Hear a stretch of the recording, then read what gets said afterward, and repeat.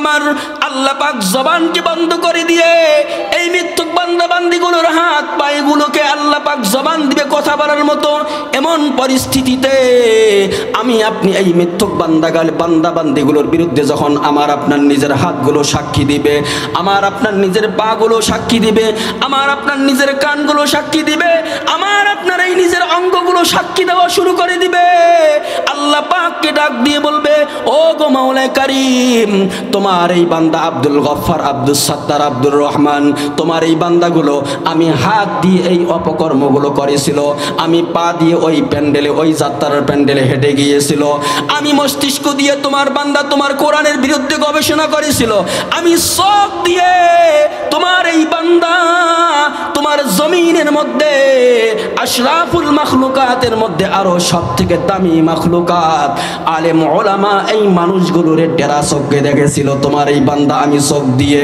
ও রব্বে কারীম, তোমার এই বান্দা তোমার দেওয়া আমার এই কান দিয়ে তোমার কোরআনের তেলাওয়াত শুনে নাই, তোমার বান্দা তোমার দেওয়া আমি এই কান দিয়ে গান বাজনা শুনেছিল, কোরআনের তেলাওয়াত শুনে নাই, ওয়াজ মাহফিলে তাফসীর শুনে নাই, গান বাজনা শুনেছিল। ও মুসলমান, এমন পরিস্থিতিতে যখন বলুন আমার আপনার নিজের অঙ্গ প্রত্যঙ্গগুলো যখন আমার আপনার বিরুদ্ধে সাক্ষী দিবেন, বলুন তো দেখি ওই মুহূর্তে আর বলতেছেন, ইয়া আইয়ুহাল্লাযীনা আমানু দাখুলু ফিস সিলমি কাফা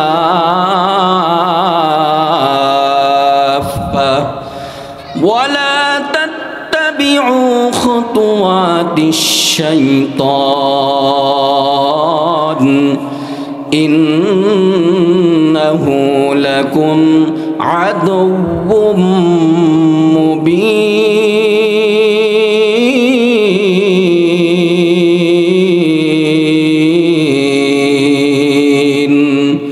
আল্লাহ পাক দুনিয়ার সব ধর্মের মানুষগুলোরে আল্লাহ পাক ডাক দেয় নাই, কেবলমাত্র এক শ্রেণীর একটা গুরুত্বপূর্ণ বস্তু অর্জনকারী এই জাতি, এই গোষ্ঠীর মানুষগুলোরে আল্লাহ পাক ডাক দিয়েছেন। মহামূল্যবান সম্পদ ঈমান অর্জনকারী ব্যক্তিগুলোরে আল্লাহ পাক ডাক দিয়ে বলতেছেন, হে ঈমানদারেরা, রে ঈমানদার মুমিন মুসলমানেরা, তোমরা পরিপূর্ণভাবে ইসলামের ভিতরে প্রবেশ করো। উদখুলু ফিস সিলমি কাফা, ইসলামের ভিতরে তোমরা পরিপূর্ণরূপে প্রবেশ করো। আর ইসলামের ভিতরে প্রবেশ করার ক্ষেত্রে তোমরা লা তাত্তাবিউ খুতুওয়াতিশ শাইতান,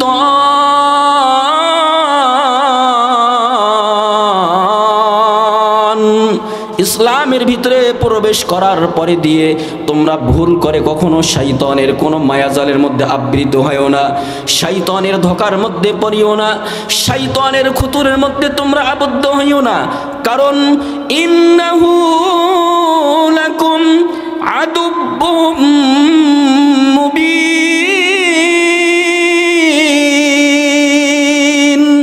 আল্লাহ পাক বলতেছেন, কারণ এই শয়তান, এই ইবলিস হলো তোমাদের জন্য একটা প্রকাশ্য শত্রু। এই ইবলিস মালউন, এই ইবলিস শয়তান তোমাদের ঈমানকে ধ্বংস করার জন্য সব সময় লেগে থাকে, তোমাদেরকে জান্নাতের পথ থেকে সরে নিয়ে জাহান্নামের পথের পথিক বানানোর জন্য সব সময় সে চেষ্টা করে। এই ইবলিস শয়তান তোমাদেরকে জান্নাতের পথ থেকে জাহান্নামের পথে নেওয়ার জন্য সব সময় লেগে থাকে। সুতরাং তোমরা শয়তানের ওয়াসওয়াসার থেকে, শয়তানের ধোঁকার থেকে তোমরা বেঁচে থাকো এবং ইসলামের নামক একটা ঘর, এই ইসলাম নামক ঘরের ভিতরে পরিপূর্ণরূপে প্রবেশ করো। মুসলমান, একটা এক্সাম্পল উদাহরণ দিলে সহজেই বুঝতে পারবেন। আজকে আমি আপনি যখন কোনো একটা বাড়ি ঘর তৈরি করি, মিস্ত্রি লাগাই দিলাম বাড়ি তৈরি করার জন্য, এই ঘর সম্পূর্ণরূপে যখন তৈরি হয়ে গেল, এই ঘরের মধ্যে যখন আমি আপনি প্রথম বসবাস করার জন্য এরকম মনস্থ করি, নিয়ত করি, রে মুসলমান, আজকে আমি আপনি নতুন রূপে কোনো এই আবিষ্কার করি নাই, আমাদের বাপ দাদা, দাদা দাদি, নানা নানিরাই এই আমলটা করে গিয়েছিলেন।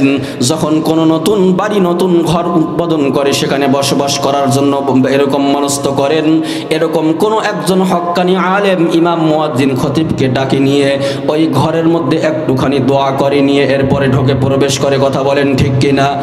মুসলমান, আমরা যদি বাহ্যিক এই দুনিয়ার ক্ষেত্রে এটা লক্ষ্য করি, বুঝতে পারি একটা ঘর নির্মাণ করলাম, তৈরি করলাম, এই ঘরের ভিতরে প্রবেশ করতে হলে একজন আলেমকে ডাকে নিয়ে আমি আপনি দোয়া করাই, ইমাম মুয়াজ্জিন খতিবদেরকে ডাকে নিয়ে আগে দোয়া কালাম পড়াইয়া ঘরটারে সব ধরনের মানুষের চক্রান্ত, জিন পরিদের চক্রান্ত থেকে হেফাজত করার পরে নিয়ে এরপরে ওই ঘরের মধ্যে ঢোকার মনস্থ করি। কথা বলেন ঠিক কিনা? যদি দুনিয়ার ক্ষেত্রে আমি আপনি এটা বুঝি থাকি যায় এই দোয়া করা ছাড়াই ঘরের মধ্যে ঢুকলে একটা ক্ষতি হইতে পারে রে মুসলমান, ইসলাম নামক আল্লাহ পাক এমন একটা ঘর দান করেছেন যার বুনিয়াদ আল্লাহর পয়গম্বর বলেছেন 5টি। বুনিয়াল ইসলামু আলা খামসিন, আল্লাহর পয়গম্বর বলেছেন ইসলাম নামক ঘরেরও আল্লাহ পাক খুঁটি দিয়েছেন 5টা। জোরে বলেন কয়টা? কথা বলেন কয়টা? ইসলাম নামক ঘরের বুনিয়াদ খুঁটি কয়টা? 5টা। 1 নাম্বার খুঁটির কথা পয়গম্বর উল্লেখ করেছেন, শাহাদাতু আল্লাহ ইলাহা ইল্লাল্লাহ ওয়া আন্না মুহাম্মাদার রাসূলুল্লাহ। বলেন না সুবহানাল্লাহ। আল্লাহর পয়গম্বর বলেন ইসলাম নামক ঘরের 1 নাম্বার খুঁটি, আল্লাহর পয়গম্বর বলেন ইসলাম নামক ঘরের 1 নাম্বার খুঁটি আল্লাহ পাককে এক ওয়াহদানিয়ত ও দ্বিতীয় হিসেবে স্বীকার করা। আল্লাহ ইলাহা ইল্লাল্লাহ, আল্লাহ ব্যতিরেকে কোনো মাবুদ নাই। আমার হায়াতের মালিক সেই আল্লাহ, আমার মৌতের মালিকও সেই আল্লাহ, আসমান জমিনের সৃষ্টিকারী সেই আল্লাহ, এর মধ্যখানে যাহা কিছু আছে এই সব কিছুর সৃষ্টি করনে আল্লাহ সেই আল্লাহ। এভাবে আল্লাহ পাককে স্বীকার করা, আল্লাহ পাককে মানা এবং মুহাম্মদ সাল্লাল্লাহু আলাইহি ওয়াসাল্লাম যে আল্লাহ পাকের পক্ষ থেকে প্রেরিত রাসূল ও পয়গম্বর এটা বিশ্বাস করা। ইমানের 1 নাম্বার যেটা বিষয় পয়গম্বর এটাকেই বলেছেন ইসলামের একটা ঘর। ও মুসলমান ইমানদার, আল্লাহ পাক যে আয়াতে কারিমার মধ্যে ডাক দিয়ে বলতেছেন, রে ইমানদার মুসলমান, তোমরা ইসলাম নামক ঘরের ভিতরে পরিপূর্ণরূপে প্রবেশ করো, পরিপূর্ণরূপে প্রবেশ করো। এর অর্থ হলো আমি আপনি ইসলাম নামক একটা ঘরকে আমি আপনি নির্মাণ করলাম, মানলাম, গ্রহণ করলাম, কিন্তু ঘরের ভিতরে প্রবেশ করার ক্ষেত্রে 1 পা ভেতরে রাখলাম আর 1 পা বাইরে রাখলাম। বলুন তো দেখি আমাকে আপনাকে ঘরের ভিতরে প্রবেশকারী বলবে কি? এরকম যদি কেউ ঘরের ভিতরে 1 পা বাইরে 1 পা রাখা, এই ব্যক্তিটারে যে কেউ যেরকম ঘরের ভিতরে প্রবেশকারী মানুষ বলবে না। ও মুসলমান, ইসলামের সমস্ত বিধিবিধানগুলোর মধ্যে হতে আমি আপনি একটা মানলাম আর একটা মানলাম না, এটা মানলাম ওটা মানলাম না, এটা মানলাম তো ওটা ছাড়লাম। নামাজের ভিতরে 5 ওয়াক্ত পড়লাম না, 7 দিনের মধ্যে কেবলমাত্র জুমার নামাজ পড়লাম, তাও আবার শুধু ফরজ 2 রাকাত পড়াই সঙ্গে সঙ্গে মসজিদ থেকে চলে আসলাম। আপনার আমার এই রকম নামাজ পড়েনওয়ালা ব্যক্তিদের জন্য আল্লাহ পাক ডাক দিয়ে বলতেছেন, উদখুলু ফিস সিলমি কাফা, পরিপূর্ণরূপে ইসলামের ভিতরে প্রবেশ করো। নামাজ যদি পড়ো 5 ওয়াক্ত পড়তে হবে, জুমার দিনের জুমার নামাজও পড়তে হবে। কথা বলেন ঠিক কিনা? কিন্তু দুর্ভাগ্যক্রমে আমরা আজকে এমন হতভাগা কপাল পরা ইমানদার হয়েছি রে মুসলমান, নামাজ পড়ার ক্ষেত্রে আমরা ওই 7 দিনের জুমার নামাজ পড়ার জন্য যাই, আর বছর ফুরাইলে ঈদের নামাজ পড়ার জন্য ময়দানে দৌড় দেই। কথা বলেন ঠিক কিনা? আর এই জাতীয় মুসাল্লিগুলোই দেখবেন মসজিদের মধ্যে শুক্রবারের দিন গিয়ে ইমাম সাহেবের এটা ভুল ধরবে, মুয়াজ্জিনের এটা ভুল ধরবে, খতিব সাহেবের আর একটা ভুল ধইরা মসজিদের মধ্যে চেঁচাচি লাগাইবে। কথা বলেন ঠিক কিনা? এই মুসাল্লিগিরা আবার দেখবেন অনেক মাতাব্বর, এদের চেঁচামেচায় মসজিদের ভেতরে থাকা যায় না। সপ্তাহে 1 দিন আসে, তাও আবার 2 রাকাত পরে চলে যায়। মসজিদের ভেতরে ঢুকবে তো এই খতিব সাহেব অন্যরকম হুমকি থমকি। এই জাতীয় মুসল্লি আর এই জাতীয় ইমানদারগুলোকে আল্লাহ পাক বলতেছেন, তুমি যদি নামাজ পড়ো পরিপূর্ণরূপে পড়ো, ইসলাম যদি মানছো তো পরিপূর্ণ মানো, অর্ধেক মানবা আর অর্ধেক মানবা না, তোমার মধ্যে মুনাফিকি চাল থাকবে। তো পয়গম্বরের হাদিস সাক্ষী দেয়, তুমি হাসরের ময়দানে সেই মুসাইলামাতুল কাজ্জাব থেকে শুরু করে নিয়ে যত সমস্ত মুনাফিকদের লিডারগুলো আছে আর মুশরিকের লিডারগুলো আছে, এদের সঙ্গে তোমার হাসর নাসর হবে। কথা বলেন ঠিক কিনা? এজন্য মুসলমান বন্ধুরা আমার, কোন রকমের চালাকি সৌচালাকি করা যাবে না। আল্লাহ পাকের আনুগত্য অনুসরণ অনুকরণ করার ক্ষেত্রে কোন রকমের সৌচালাকি করা যাবে না। আল্লাহ পাকের সমস্ত হুকুমগুলোকে পূর্ণাঙ্গভাবে আদায় করতে হবে নবী পাকের তরিকা মতো ইখলাসের সাথে।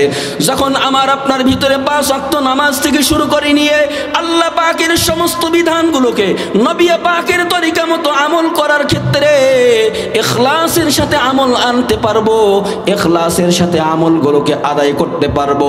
ও মুসলমান, জিন্দেগির সমস্ত নেক আমল ভিতরে আল্লাহর পয়গম্বর লক্ষ্য করে এটাই বলেছেন, তোমার আমার আমলের ভিতরে যদি আল্লাহ পাকের ইখলাস এই জিনিসটাকে নিয়ে আসতে পারি, আল্লাহ পাক আমার আপনার জিন্দেগির আমলগুলোকে অবশ্যই অবশ্যই গ্রহণ করবে। কিন্তু 5 ওয়াক্ত পড়লাম না, জুমার নামাজ পড়লাম আর ঈদের নামাজ পড়লাম, হাসরের ময়দানে যখন আল্লাহ পাক আমার আপনার আমল নামা আমার আপনার কাছে পেশ করবে, আল্লাহ পাক যখন আমার আপনার সামনে বিচারের কার্যক্রম, বিচারের অসীন নিয়ে আল্লাহ পাক যখন হাজির হবেন, আল্লাহ পাক যখন হিসাব নিকাশের কার্যক্রম শুরু করবেন, এক জাতীয় মানুষ, একদল মানুষ আল্লাহ পাকের সঙ্গে এরকম আল্লাহ পাকের সঙ্গে ডিসকাস করা শুরু করে দিবেন। আল্লাহ পাক যখন আমল নামাগুলো তাদের হাতে পেশ করবেন, তারা যখন আমল নামা দেখার পরে দিয়ে দেখবে যে সারা জীবন নামাজ পড়েছিলাম কিন্তু নামাজের আমলের ঘরটা খালি, যাকাত দিয়েছিলাম কিন্তু যাকাতের আমলের ঘরটা খালি, সদকা করেছিলাম কিন্তু সদকা করার ঘরটা খালি, এই ঘরগুলির মধ্যে কোনো নেকির সংখ্যা নাই। এমন তো অবস্থায় এই মানুষগুলো আল্লাহ পাককে জিজ্ঞাসা করবে, ও গো আল্লাহ, আমরা তো জীবনভর সারা জীবন ধরে নামাজ পড়েছিলাম, রোজা পালন করেছিলাম, হজ আদায় করেছিলাম, যাকাত প্রদান করেছিলাম, অন্যান্য আমলগুলোও করেছিলাম, কিন্তু নামাজের ঘরটা খালি কেন, রোজার ঘরটা খালি কেন? এরকম যার যে আমলের ঘরটা খালি থাকবে তারা সেটাই আল্লাহ পাকের কাছে আরো যে পেশ করবে, এই ঘরটা খালি কেন? এমন তো অবস্থায় ফেরেশতাদেরকে আল্লাহ পাক কিরামান কাতিবিন ইয়ালামুনা মা তাফআলুন, এই ফেরেশতাগুলোকে আল্লাহ পাক ডাক দিয়ে তাদের জন্য সাক্ষী হিসাবে ডাক দিবেন। মুসলমান বন্ধুরা আমার, লেখকদেরকে যখন ডাক দিয়ে আল্লাহ পাক জিজ্ঞাসা করবে, কিরে কিরামান কাতিবিন, আমার এই বান্দা যে দাবি করতেছে সারা জীবন ধরে নামাজ পড়েছিল কিন্তু আজকে তার এই নামাজের ঘরের মধ্যে ঘরটা খালি কেন, কোনো নেকি নেই কেন? কিরামান কাতিবিন তখন ডাক দিয়ে বলবে, ও গো রব্বে কারীম, আপনার এই বান্দা নামাজগুলো যে পড়েছিল কিন্তু নিজ ইচ্ছায় পড়ে নাই, নামাজগুলো পড়েছিল অন্য লোকের টানাটানি আর হেসরা হেসরিতে। কথা বলেন ঠিক কিনা? এরকম মুসল্লি আছে কি আছে না? আছে না? ওই যে মনে করেন ছেলের বউ দেখতে গেছে, ছেলেকে আপার লেভেলের ডিগ্রি অর্জন করাইয়া ছেলের বউ দেখার জন্য গেছে, মনে করেন রংপুর শহরের ভিতরে, মেয়ের বাবারা অনেক ধন সম্পদের মালিক, আলাপে আলোচনায় সব কিছু মিলে গেছে, মেয়েকে দেখার জন্য গেছে, কিন্তু ছেলের বাপ জিন্দিগিতে একদিনও ভুল করেও মসজিদের বারান্দায় পা দেয়নি। এখন ওই দিন যেহেতু ছেলের বউ দেখার জন্য যাচ্ছে, এজন্য কি করছে, সুন্দরভাবে গোসল করে পাক পবিত্র হয়ে পরিষ্কার পরিচ্ছন্ন কাপড় পরিধান করিয়ে এরকম চাক চিক মার্কা একটা টুপি করে নিয়েছে তারাগঞ্জ মসজিদের গলির দোকান থেকে। এই টুপি নিয়ে গেছে কেন?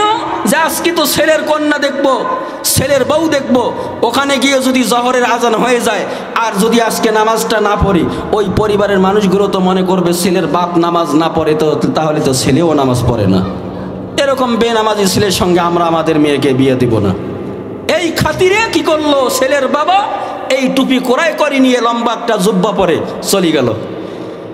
মেয়েকে কন্যাকে বউমাকে দেখার জন্য যখন চলে গেল, ঘটনাক্রমে ওখানে আজান হয়ে গিয়েছে। এখন বাকি লোক যারা ছিল, মেয়ের বাবা, মামা, চাচা, নানা, দাদি, যাহা আসলো, দাদা, আত্মীয় স্বজন যারা আসছিল, সবাই নামাজি, ওরা নামাজের জন্য রওনা দিয়েছে। এমন অবস্থায় ছেলের বাবা, সে তো জিন্দিগিতে এক ওয়াক্ত নামাজও পড়ে নাই, এখন সমাজ রক্ষার্থে, বংশ রক্ষার্থে, আত্মীয়তা রক্ষার্থে কি করলো, ওই নামাজি ব্যক্তিদের পিছে পিছে মসজিদের দিকে রওনা করলো। নামাজের মাসলা তো মাশাআল্লাহ সব কিছু জানা আছে নাকি জানা নাই? কথা বলেন, জানা আছে না নাই? যে ব্যক্তি একদিনও এক ওয়াক্ত নামাজও পড়ে নাই, মসজিদের বারান্দায়ও পা দেয় নাই, এই লোকটা কি আর বুঝবে তাকবীরে তাহরিমা বাঁধার পরে কি করতে হয়, কোন সময় কোন কি পড়তে হবে, এগুলোকে তার জানা থাকবে? থাকবেই না। এমন তো অবস্থায় এই লোকটা নামাজে যাওয়ার পরে দিয়ে যখন নামাজের মধ্যে তাকবীরে তাহরিমা বাঁধবে, কি করবে? মুখ বন্ধ, তার ডানে বামে লক্ষ্য করবে ওই লোকটা কখন উঠতেছে, কখন বসতেছে, কখন হেলতেছে, আর বসা অবস্থায় দাঁড়া অবস্থায় কি বলতেছে না বলতেছে সেটা তো আর লক্ষ্য করতে পারবে না। কথা বলেন ঠিক কিনা? আল্লাহ পাক এই জাতীয় নামাজি, এই জাতীয় মুসল্লি, এই জাতীয় ধোঁকাবাজ বান্দা, এই জাতীয় ধোঁকাবাজ ইমানদারগুলোকেই আল্লাহ পাক লক্ষ্য করে বলতেছে, রে ধোঁকাবাজ ইমানদার, রে ঠকবাজ ইমানদার, রে বাটপার মার্কা ইমানদার, তোমার এই অসম্পূর্ণ ইমানকে পরিপূর্ণ করো। অর্থাৎ ইসলামের ভিতরে ঢোকার ক্ষেত্রে এখনো তোমার যতটুকু অসম্পূর্ণ আছে এটাকে পরিপূর্ণ করে নাও। ও মুসলমান, কোনো অসম্পূর্ণ আমল ইমান নিয়ে যদি আমি আপনি হাসরের ময়দানে উপস্থিত হয়ে যাই, আল্লাহ পাক তো হাসরের ময়দানে এরকম কঠিন রাগান্বিত হবেন। ও মুসলমান, এ বিষয়ে আলোচনা করতে গেলে আবার আমার মূল আলোচনা আমি অন্যদিকে চলে যাব, আমার আলোচনাকে আমি কমপ্লিট করতে পারবো না। আল্লাহ পাক হাসরের ময়দানে যখন বান্দা বান্দির এই আমল নামার হিসাব নিকেশে কার্যক্রম শুরু করবেন, এক পর্যায়ে যখন এই নাফরমান বান্দাগুলো যারা নামাজ না পড়িয়াও আল্লাহ পাকের সঙ্গে তর্ক করবে, ও মুসলমান যারা রোজা না রাখিয়াও আল্লাহ পাকের সঙ্গে তর্ক করবে, যারা গুনার কাজ করার পরেও আল্লাহ পাকের সঙ্গে তর্ক করবে, না না আমি এই গুনাহ করি নাই, আমি এটা করি নাই, সেটা করি নাই। মুসলমান, এই জাতীয় মিথ্যুক এবং অপবাদকারী মানুষগুলোরে বাস্তব প্রমাণ করার জন্য আল্লাহ পাক প্রত্যেকটা অপরাধীকে সাব্যস্ত করার জন্য, প্রত্যেকটা অপরাধী মানুষগুলোর অপরাধগুলোকে সাব্যস্ত করার জন্য, প্রমাণ করার জন্য আল্লাহ পাক একটা দুইটা নয় চারটা সাক্ষী আল্লাহ পাক ওই দিন কায়েম করবে। বলেন সুবহানাল্লাহ। এক নাম্বার সাক্ষী ওই কিরামান কাতিবিনকে আল্লাহ পাক ডাক দিবেন। কিরামান কাতিবিন এমন দুইজন ফেরেশতাকে আল্লাহ পাক আমার আপনার গর্দানের মধ্যে বসাই রাখছেন। আমি আপনি 24 ঘন্টা কখন কোনখানে কি করব, রাতের অন্ধকারে আর দিন দুপুরে ডাকাতি করি আর ঘুষ নেই আর সুদ দেই যেই করি না কেন, সব দৃশ্যগুলো কিরামান কাতিবিন দেখছেন আর লিখছেন। এজন্য যখন আমল নামা পেশ করা হবে, বান্দারা যখন আল্লাহ পাকের সঙ্গে এরকম ডিসকাস করা শুরু করে দিবেন, এমন তো মুহূর্তে আল্লাহ পাক এই কিরামান কাতিবিনকে ডাক দিয়ে জিজ্ঞাসা করবে, কিরামান কাতিবিন, এই আমলনামার ব্যাপারে আমার বান্দা অস্বীকার করতেছে কেন? কিরামান কাতিবিন বলবে, আমরা তো মিথ্যা লেখি নাই প্রভু, আপনি আমাদেরকে যেটাই হুকুম করেছেন সেটাই লেখছি, আপনি তো আমাদেরকে অতিরিক্ত করার কোনো পাওয়ার দেন নাই। এজন্য আল্লাহ পাক এই মিথ্যুক বান্দা বান্দিগুলোর দাবিগুলোকে আল্লাহ পাক রদ করার জন্য, তাদের এই মিথ্যুক দাবিগুলোকে আল্লাহ পাক রদ করার জন্য, ডিলিট করার জন্য তৃতীয় নম্বরে আল্লাহ পাক আর একটা সাক্ষী কায়েম করবেন। তৃতীয় নম্বরে সাক্ষী আল্লাহ পাক কায়েম করবেন, গুনাহকৃত জায়গাটার মুখ আল্লাহ পাক জবান খুলে দিবেন। বলেন সুবহানাল্লাহ। যেই জায়গায় দাঁড়িয়ে আমি আপনি অপরাধগুলো করেছিলাম, যেই জায়গায় গিয়ে আমি আপনি গুনাহগুলো করেছিলাম, যেই জায়গায় দাঁড়িয়ে, যেই জায়গায় বসিয়ে গবেষণা করিয়ে ইসলামের বিরুদ্ধে কলম ধরেছিলাম, যেই জায়গায় বসিয়ে ইসলামের বিরুদ্ধে, কোরআনের বিরুদ্ধে গবেষণা করতে গিয়ে এরকম সাহিত্যিক হয়েছিলাম, এই জায়গাগুলো আমার আপনার বিরুদ্ধে আল্লাহ পাকের কাছে ওই দিন সাক্ষ্য হিসাবে কায়েম হবে। বলেন না আল্লাহু আকবার। এরপরেও এই বান্দাগুলো আল্লাহ পাকের এই সাক্ষীগুলোকে গ্রহণ করবে না, ডাক দিয়ে বলবে, না না, এই কিরামান কাতিবিন যদি আমার সঙ্গে থাকতো, আমি দুনিয়ার মধ্যে অনেক জায়গায় অনেক সময় হোঁচট খেয়ে পড়ে গিয়েছিলাম, কই এই কিরামান কাতিবিন তো আমাকে রক্ষা করতে পারে নাই, এগুলো সব বানোয়াট, এগুলো আমরা বিশ্বাস করি না। আল্লাহ পাক শেষমেশ চতুর্থ নম্বরে এই বান্দাবান্দিগুলোর, এই মিথ্যা দাবিদার বান্দাবান্দিগুলোর এই মিথ্যা দাবিকে আল্লাহ পাক রদ করার জন্য 4 নম্বর চতুর্থ নম্বরে আল্লাহ পাক সাক্ষী হিসাবে এই মিথ্যুক বান্দাবান্দিগুলোর আল্লাহ পাক মিথ্যা কথা বলার মতো জবানটারে বন্ধ করে দিয়ে হাত পা অঙ্গ প্রত্যঙ্গগুলোকে আল্লাহ পাক কথা বলার মতো জবান দান করে দিবেন। বলেন না সুবহানাল্লাহ। মুসলমান বন্ধুরা আমার, বান্দা বান্দিগুলোর যখন জবানকে আল্লাহ পাক বন্ধ করে দিবেন, আল্লাহ পাক ডাক দিয়ে বলেন, আল ইয়াউমা নাখতিমু আলা أفواههم وتكلمنا أيديهم وتشهد أرجلهم بما كانوا يكسبون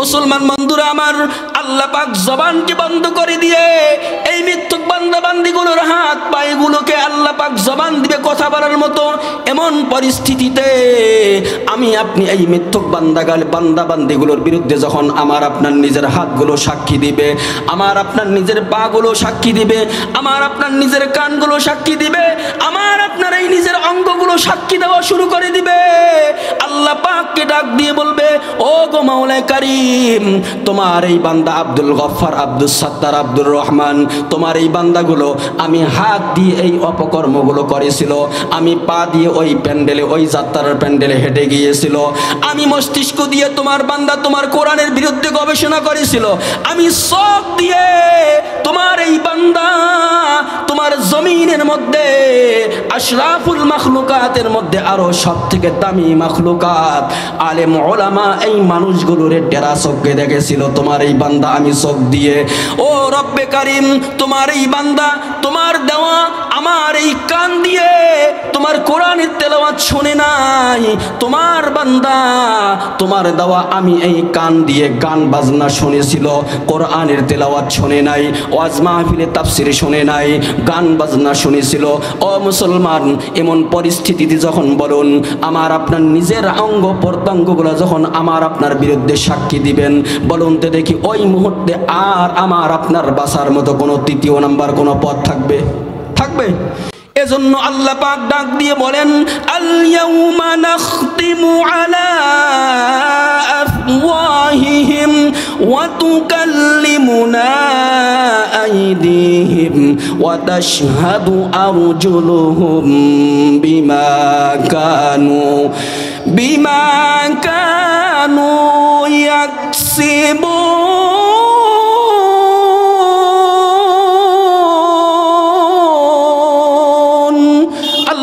বলেন কিয়ামতের ময়দানে যখন বান্দাবান্দিগুলো এই শেষ পর্যায়ে এই সাক্ষীর কাছে যখন উপস্থিত হয়ে যাবে, এমন পরিস্থিতিতে বান্দাবান্দিগুলো অপারগ হয়ে যাবে, আর কোন রকমের তাদের পথ থাকবে না, তাদের কোনো ইয়া থাকবে না।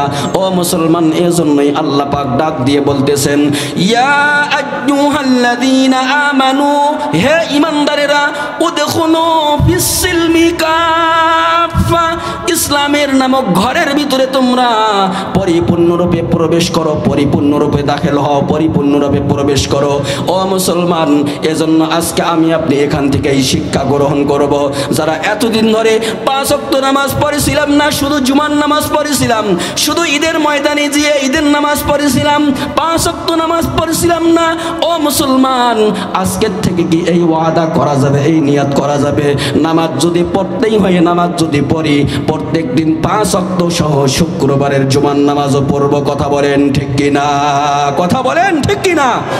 শুধু 5 ওয়াক্ত পড়বো না, জুমা পড়বো, শুধু জুমা পড়বো না, 5 ওয়াক্ত পড়বো। পড়লে 5 ওয়াক্ত আগে, 5 ওয়াক্ত আগে আমি আপনি 5 ওয়াক্ত ফজর, জোহর, আসর, মাগরিব, ইশা পড়লাম না, সপ্তাহের শুক্রবারে গিয়ে মসজিদে হাজিরা দিলাম জুমার নামাজের জন্য। ও মুসলমান, এই জাতীয় নামাজি হয়ে কোনো রকমের কোনো লাভ হবে না। এই জাতীয় নামাজি হয়ে আমি আপনি কখনো ইসলাম নামক ঘরের পরিপূর্ণ বাসিন্দা হতে পারবো না। ইসলাম নামক ঘরের পরিপূর্ণ বাসিন্দা হইতে চাইলে 5 ওয়াক্ত নামাজ আগে কমপ্লিটলি ঠিক করে, এরপরে জুম্মার নামাজকেও ঠিকভাবে পড়তে হবে, এরপরে ঈদের নামাজ পড়তে হবে। কিন্তু 5 ওয়াক্ত ফরজ নামাজে আমি আপনি কোনো তাওয়াক্কু করলাম না, কোনো পরক্ষেপ করলাম না। আর শুক্রবারের দিন লম্বা একটা জুব্বা পরে, মাথায় একটা টুপি দিয়ে, হাতে একটা লম্বা তসবি নিয়ে, তসবি টিপতে টিপতে মসজিদের মধ্যে সবার আগে গিয়ে ইমাম সাহেবের পিছনে বসে তসবি টিপা শুরু করে দিলাম, তসবি টিপা আরম্ভ করে দিলাম। মুসলমান, সারা জীবন ধরে যদি জীবনের সব সময়টাই যদি খারাপ কাজের মধ্যে ব্যয় করলাম, আর জীবনের একটু সময় গিয়ে যদি আল্লাহ পাককে তওবা না করিয়াই যদি আমি আপনি ভালো হওয়ার চেষ্টা করি, এটা আহাম্মকি হবে না, বেয়াকুফি হবে না, চালাকি হবে? কথা বলেন। এজন্য মুসলমান বন্ধুরা আমার আপনার সংক্ষিপ্ত এই জীবনের মধ্যে আল্লাহ পাক যতগুলো আমল দিয়েছেন, এই আমলের মধ্যে সবথেকে গুরুত্বপূর্ণ এবং আল্লাহ পাকের কাছে সবথেকে দামি একটা আমল হলো ঈমানের পরে দিয়ে নামাজ। নামাজ নামাজ, কথা বলেন ঠিক কিনা? আমার আপনার জীবনের সব কিছুই যদি ঠিক থাকে, জীবনের সব আমল যদি ঠিক থাকে, নামাজ যদি ঠিক না থাকে রে মুসলমান, কিয়ামতের ময়দানে পার পাওয়ার কোনো সুযোগ থাকবে না।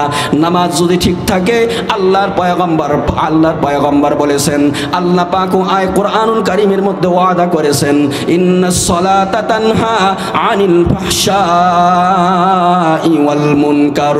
নামাজ নামাজ নামাজ, এই নামাজ যদি আমি আপনি কন্ট্রোল ঠিক রাখতে পারি, নামাজকে যদি ঠিকভাবে আদায় করতে পারি রে মুসলমান, এই নামাজে একদিন আমাকে আপনাকে সুদ ঘুষ থেকে মুক্ত করবে। এই নামাজে একদিন আমাকে আপনাকে সব ধরনের অপকর্ম থেকে হেফাজত করবে, বাঁচাইবে রে মুসলমান। এজন্য আজকে আমি আপনি সকলেই পরিপূর্ণরূপে এই পুক্তা এরাদা নিয়াত করে যাব, আজকে থেকে 5 ওয়াক্ত নামাজকে প্রত্যেককেই ঠিকভাবে পালন করব, কথা বলেন ঠিক কিনা?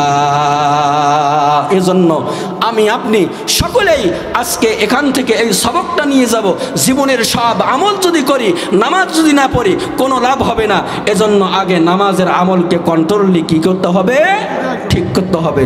আল্লাহ পাক আমাদের সকলকে 5 ওয়াক্ত নামাজকে ঠিকভাবে পালন করিয়ে আল্লাহ পাকের রেজাবন্দি খুশি অর্জন করিয়ে পরকালে কামিয়াবি আর সফলতা অর্জন করার তথা জান্নাত নামক শান্তির স্থানকে আল্লাহ পাক অর্জন করার তৌফিক দান করুক। সকলে বলি আল্লাহুম্মা আমিন।